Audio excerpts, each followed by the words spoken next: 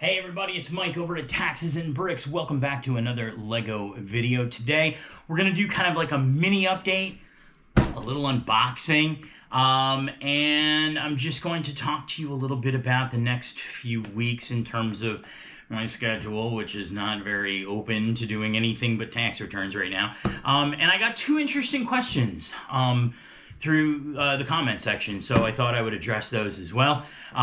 One was a tax question and the other was a Lego question. So anyway, got my knife. Let's just get into the unboxing here. I'm pretty sure I know exactly what these are because I haven't really ordered much that I haven't opened already and put together. So let's see. This should be the promo for the Rivendell set, Lord of the Rings set, and it is. It's Gollum and Frodo. Not a Brickheads guy. In fact, these are the only Brickheads that I presently own. So, oh no, that's not true. I got the Spice Girls Brickheads. Oh my god, I can't believe I totally forgot about that. Anyway, I have these. I have the Spice Girls. I will probably not put these together. I will probably save them for the kids, or maybe they might go into the donate pile for that big donation I'm going to do. This, however, is the big kitty. This is the Rivendell set. It showed up just after the first, second, third, I can't remember. It actually showed up, I think, a little earlier than I had thought it would. I think I could order it on the 4th or the 5th, and it showed up like a couple days later. It's just been kind of sitting around the office here for about a week. So, big box, big set. Got these giant cardboard things. I'm hoping that the box is in decent shape. But who knows, sometimes when you get these sets, it's been tossed around by the FedEx guy or whoever delivered it. Hang on. I'll get it up here in just a second. Let me get this big giant box out of the way. Ooh. Do not put on shelf before March 5th, 2023. No.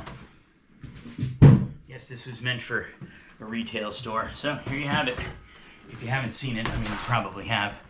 It's the Rivendell set. So I'll come around here so you can kind of see it and not me, because who cares about me. Set number 10316, 6,167 pieces. Very detailed. It's got a ton of minifigs in here. And just a lot of little, I've been watching a lot of the videos and things online about it. A lot of Easter eggs in here. Also, in addition to the normal minifigures, it's got these little statues that are minifigures, but they're not, whatever, they're just statues. So, they're kind of part of the decorations. I have heard pretty much across the board great things about this set. I don't presently have a place for it on the shelves. It's probably going to sit around for a little while until I can actually kind of make a plan for where this is going to go. Kind of similar to some of my big Harry Potter sets, like the castle, And anyway, so this is Rivendell. Kind of psyched. The colors are great. It looks really, really nice. And yeah, so we'll put this in the backlog. One of the updates is I moved something massively large out of the backlog, and I'm going to tell you what that is because I started it, and this is going to go in its place. So, hang in there. I'm going to flip the camera around. I'm going to show you guys a couple of other things that are going on in the Lego room here, answer a couple of questions, and we'll get you guys on your way. Behold, there is a void in the backlog because a few nights ago, I took Ninjago City home with me to start building. I'm not going to spoil it, but I have to say, I am loving that build so far. That's all I'm going to say for now. But that leaves a spot, conveniently, for Rivendell. Ooh, like a glove. Love it. I got to flip it around, I think. Hang on. Eek, I don't want to break it. Oh, come on. Yep. It looks much better that way. Like a glove. I love it. All right, so there it'll sit for, 3, 5, 10, 12 years. Who knows how long. But once I'm done with Ninjago City, all the rest of these are going to be done because these are going to take their rightful place as part of the Lego City. Okay? And this is where they're going to go. So now, what's going on with all these little construction tools? Well, this is part of the other update. So March 1st, or maybe a day before, I pre-ordered all the helmets, the Lego Star Wars helmets, They arrived like I think day of the first, maybe a day or two before. Anyway, I started putting them together right away. I got one of them, the Leia Bounty Hunter helmet, up on the wall. And I have not had time to measure out and do the other two. It's actually kind of a lengthy process. I am one of those, measure 5 times and cut once kind of guys, because as I have, I think, said before, I'm a bit compulsive. All of the brackets need to be exactly the same distance apart. They need to be exactly spaced out. And that's important for me. If I'm going to display something, I want to display it right. So the other 2 helmets are going to go up there. They're done. I'm going to show them to you in just a second. But I thought about it, and I said, well, it's driving me nuts, because for a while I'm going to have like 3, then 4, then 4. And then I thought about it, and I said, well, I'm looking at it now. I mismeasured this a little bit. I didn't mismeasure it. I thought I was just going to go straight across, but with the helicopter here, I don't want to go straight across with the helmet. So what I think I'm going to do, actually, is when the next wave comes out, I'm going to have a 5th one right here. I'll have 4 here. I'll have 3 here. And then they're going to do another 3, presumably if they release 3 a year. And I'll be able to do 2 and 1. And I'll have kind of like a cascading stairwell of helmets. And that will satisfy my craziness in terms of how to display these. So that is the plan. Next wave of helmets comes out. Presumably there's going to be 3, hopefully. I will put 1 here. So there'll be 5 on the bottom. Then we'll have 4. Then we'll have 3. And then we'll have 2. And then we'll put a 1 up there whenever. And then if God forbid, I don't know, whatever, I guess I could go straight across the top of the TV. And I don't know what I'm going to do then. Maybe these guys will need their new home. Who knows? That'll be years from now. So anyway, the other 2 helmets are over here. I've stashed them away. I had an opening spot on the 1980s nostalgia shelf, even though these aren't really 80s nostalgia. But this is where they temporarily are being displayed until I can actually find the time to measure out and do the other 2 helmets. So, or the other 2 brackets that will go over here. Let's see, what else is updated in the thing? Oh, I didn't do a video on this, but I'll show it to you anyway. I was in the process of doing the Technic Le Mans car, and that one's done. And I put it up here next to the 1/8 scale Ferrari and the 1/8 scale Williams car. Again, I'm still trying to figure out how to get these suckers up on the wall. I really desperately want to do that. But I don't know how to do it yet. There's an actual, like, you can buy a bracket, like there's a pre-made bracket from a company called like Hang Your Lego or Hang Up Your Lego, HUYL. I have kind of looked at it a little bit. I'm not so sure.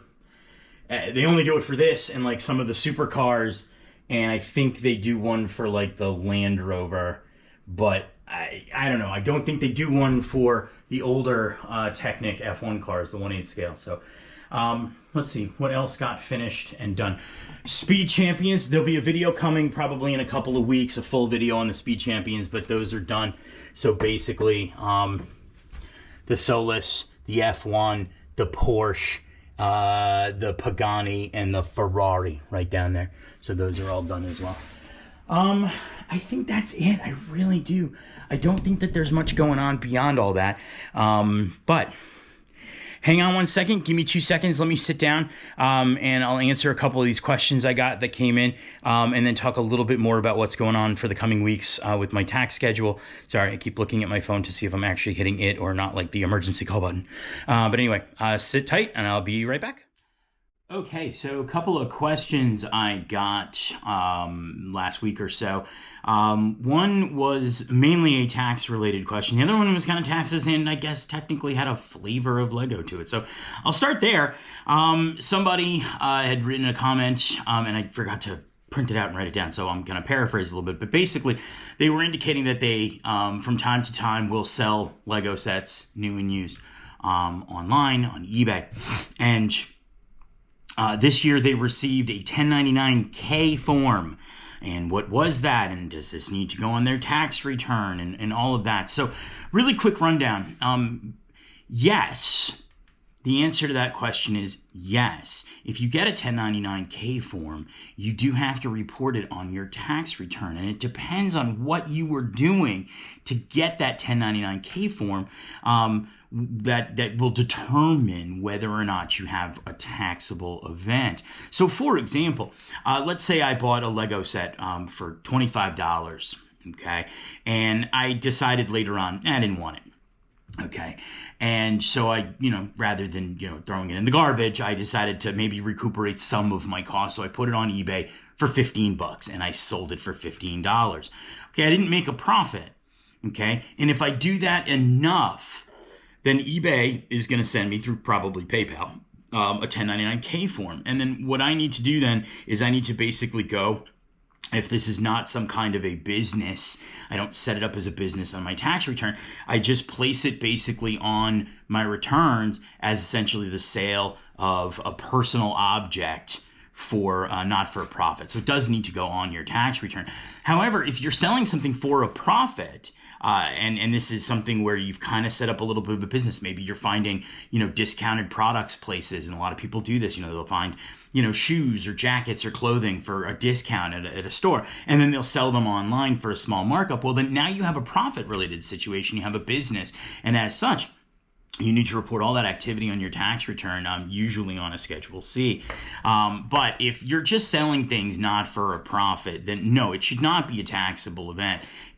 But you will have to report it, especially if you get a 1099K, because the rules are pretty clear. Anything where you're generating any type of money or revenue is a reportable event in almost every case. It's not necessarily a taxable one. So that was a good question. We're going to see more of these 1099K forms coming.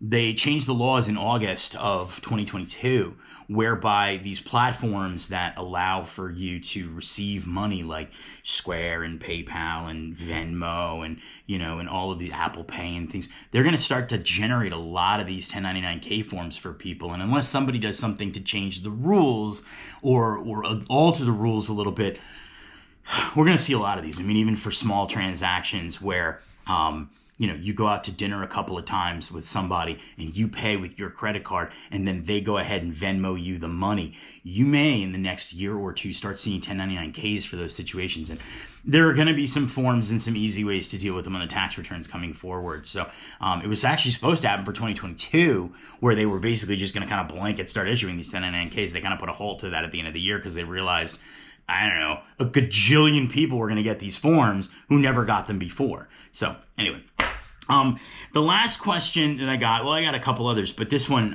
was a good one. I've never addressed it here, is whether or not I have insurance for my Lego, and the answer is yes.